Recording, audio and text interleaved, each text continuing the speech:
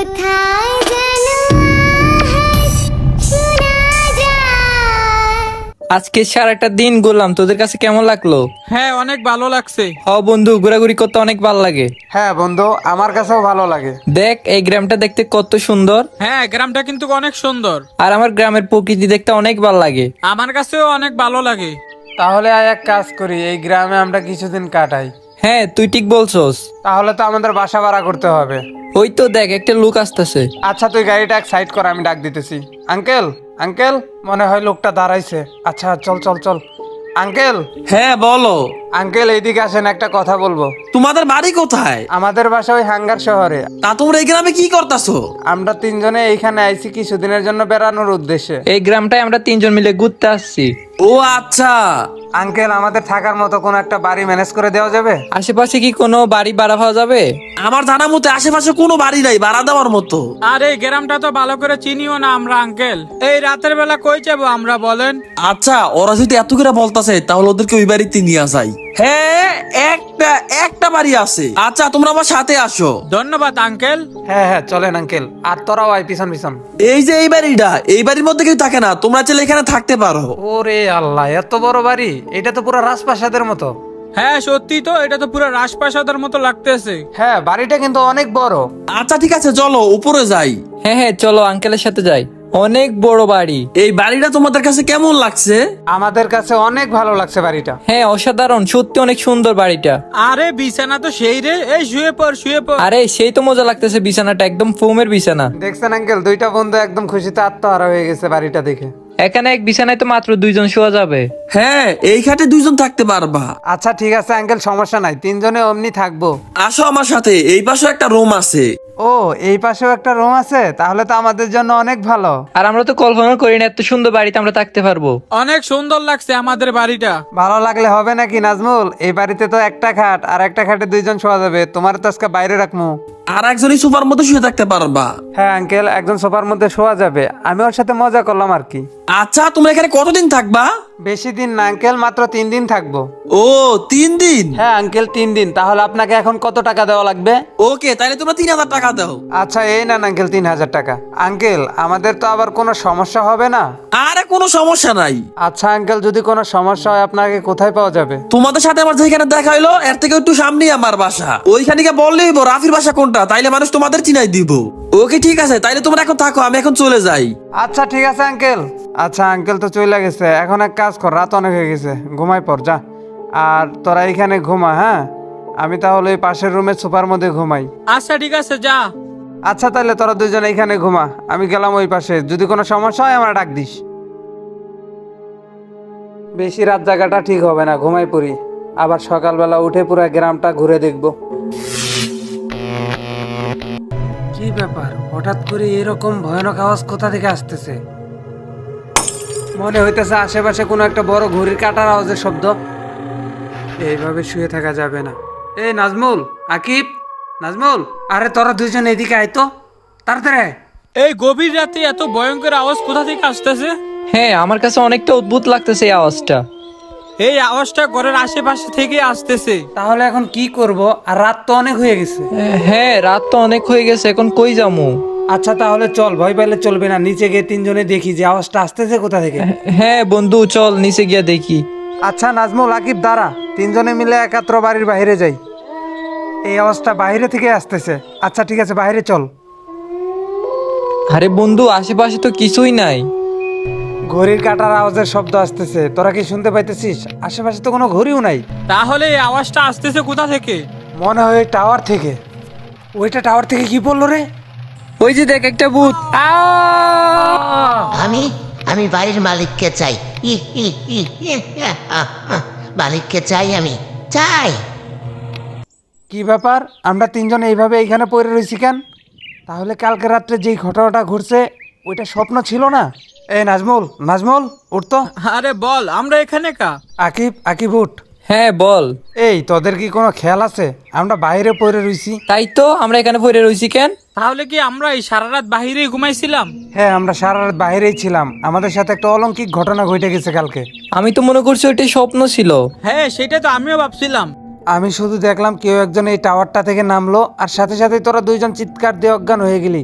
তোদের সাথে সাথে আমিও শুয়ে পড়ি আর মনে হলো আত্মাটা কিছু একটা বলতেছিল। আমি ঠিক স্পষ্টভাবে কথাগুলো আর বুঝতে পারি নাই, কিন্তু আমার কাছে মনে হলো ও এই বাড়ির মালিককে চায় না কি যেন বলতেছিল বারবার। তারপরে আর কিছু মনে নেই আমার। আমাদের আর এই বাড়িতে এক মুহূর্ত থাকা ঠিক হবে না, চল এখান থেকে চলে যাই। হ্যাঁ তুই ঠিক বলছো, সেখান থেকে যাওয়াটাই ভালো।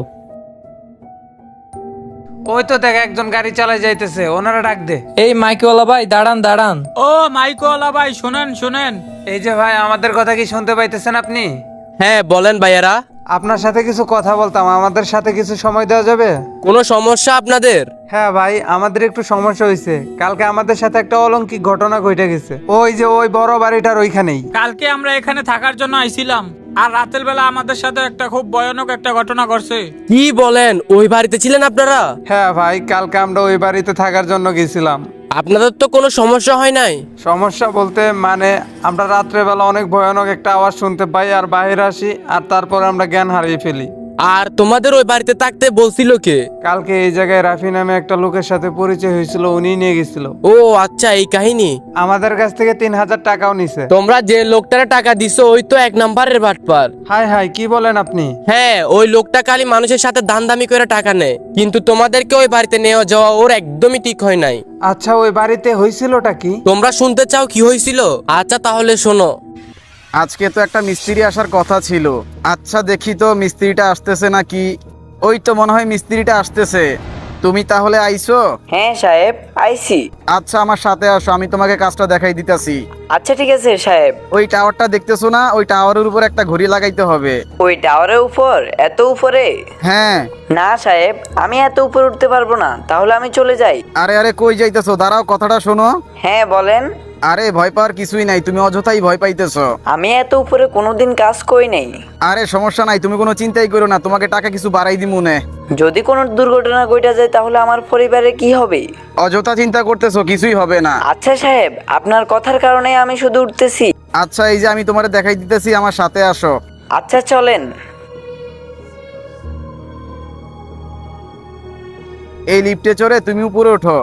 আচ্ছা ঠিক আছে। আচ্ছা তুমি সাবধানে কাজ কইরো। তুমি উপরে উঠে কাজ করো আর আমি এখান থেকে দাঁড়াই দাঁড়াই দেখতেছি। আচ্ছা সাহেব, দেখেন তো গইটা কোন জায়গায় লাগাবো? হ্যাঁ হ্যাঁ, ওই সোজা একটু উপরে একটু উপরে। সাহেব সাহেব, এই জায়গায় লাগাবো? হ্যাঁ ওইখানেই। আহ! আরে কি হইলো এটা? আরে লোকটা তো উপর থেকে পড়ে গেছে। সাহেব সাহেব, হ্যাঁ হ্যাঁ বলো। আমি আপনার বলেছিলাম আমি আমি এত উপরে উঠে কাজ করতে পারবো না। এখন এখন আমার পরিবারে কি হবে? আরে লোকটা তো মারা গেল, এখন কি করি? যা হবার হয়েছে, এখানে থাকা ঠিক হবে না।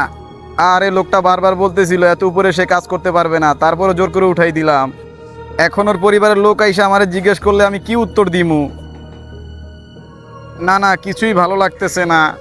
আচ্ছা যা হওয়ার হবে, দেখা যাবে পরে, ঘুমাই পড়ি। না, চিন্তার কারণে ঘুমও আসতেছে না। এত ভয়ঙ্কর শব্দ কোথা থেকে আসতেছে? আমি মনে হয় চিন্তায় পুরো পাগল হয়ে যাইতেছি। আমার মনে হয় এই বাড়িতে থাকাটা আমার ঠিক হবে না। এর থেকে ভালো আমি এখান থেকে চলে যাই।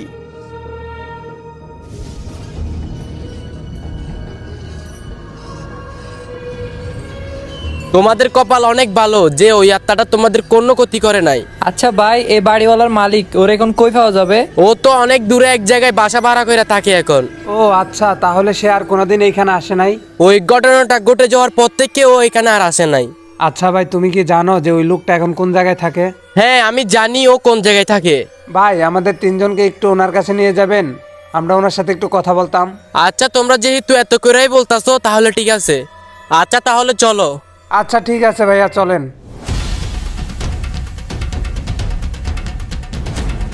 এই যে এই বাড়িতেই থাকে। ও আচ্ছা। এই তো লোকটাকে পাওয়া গেছে এখানে, এখানে আসেন সবাই। আরে তোমরা কারা? আমাদেরকে চিনবেন না আপনি? আর কি চাও আমার কাছে? কোলক টাওয়ারের ওইখানে যে বড় বাড়িটা, ওইটা কি আপনার? হ্যাঁ ওই বাড়িটা আমারই ছিল। আপনার ঘটনা আমরা সবকিছুই জানি। আপনার এত বড় একটা বাড়ি রেখে আপনি এখানে থাকেন? আমি এখানেই ভালো আছি, আমি আর যাবো না কোনোদিন ওই বাড়িতে।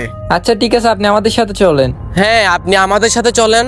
আপনার সেদিন পালিয়ে আসাটা একদমই ঠিক হয় নাই। যদি ওই লোকটা আমাকে মেরে ফেলে? ভয় পাওয়ার কিছুই নাই, আমরা আছি না, চলেন আমাদের সাথে। হ্যাঁ আমরা সবাই মিলে ওইখানে থাকবো, কোনো সমস্যা নাই।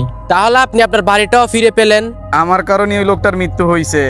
ওই দিন লোকটা কাজ করতে চাইতেছিল না, তারপরে যে কেন আমি টাকার লোভ দেখাইলাম। যেটা হবার হয়ে গেছে, ওইসব ভেবে চিন্তা করে লাভ নাই, আপনি আমাদের সাথে চলেন। আচ্ছা ঠিক আছে, চলো।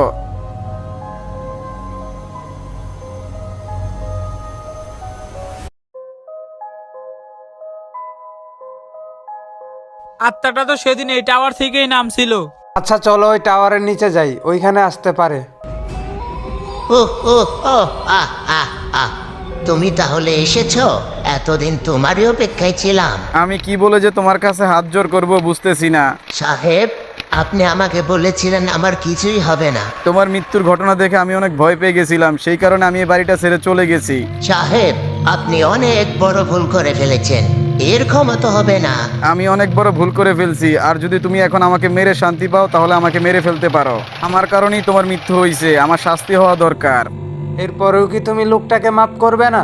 হ্যাঁ, তুমি ওনাকে মাফ করে দাও। আচ্ছা ঠিক আছে, আমি মাফ করতে রাজি আছি, কিন্তু আমার একটা শর্ত আছে। আচ্ছা তুমি যা বলবো আমি সেটাই করতে রাজি আছি। আমার পরিবারের সকল দায়িত্ব তোমাকে নিতে হবে, তাহলে তোমাকে মাফ করে দেব। আচ্ছা ঠিক আছে, আজকের পর থেকে আমি তোমার পরিবারের সকল দায়িত্ব নিলাম। হ্যাঁ ঠিক আছে, আজকে থেকে তোমার পরিবারের সকল দায়িত্ব আমরা সবাই নিব। আর এই আত্মাটা চলে গেছে, এই আত্মাটা শুধু ওর পরিবারের কারণে আপনাকে খুঁজে বেড়াইতেছিল। আজকের পর থেকে হয়তো আর কোনোদিন আসবে না, আপনি ওর পরিবারের দায়িত্ব নিছেন। আর তোমাদের সবাইকে আমি কি বলে যে ধন্যবাদ দিব? আমাদেরকে ধন্যবাদ দেওয়ার কোনো দরকার নাই আঙ্কেল, আপনি যে ওনার কাছে সব ভুল স্বীকার করছেন এইটাই অনেক কিছু। তোমাদের কারণে এই বিপদটা থেকে একেবারে চিরতরে মুক্তি পেয়ে গেলাম। আর একটা জিনিসই শিখে গেলাম যে টাকার লোভ দেখিয়ে কখনোই কোনো মানুষকে বিপদে ফেলা ঠিক না। আই হোপ গাইস, আশা করি তোমরা সবাই অনেক ভালো আছো। আর ভিডিওটা আনতে আমাদের অনেক বেশি লেট হয়ে গেছে, কারণ একটা ভিডিও বানাইতে অনেক পরিশ্রম করতে হয়। আর তোমরা যারা চ্যানেলে নতুন আছো, চ্যানেলটা অবশ্যই সাবস্ক্রাইব করে রাখবা। আর যারা অলরেডি সাবস্ক্রাইব করে দিছো তোমাদেরকে অনেক বেশি ধন্যবাদ। আর দেখা হচ্ছে নতুন কোনো একটা ভিডিওতে, সে পর্যন্ত সবাই ভালো থাকবা। Bye bye.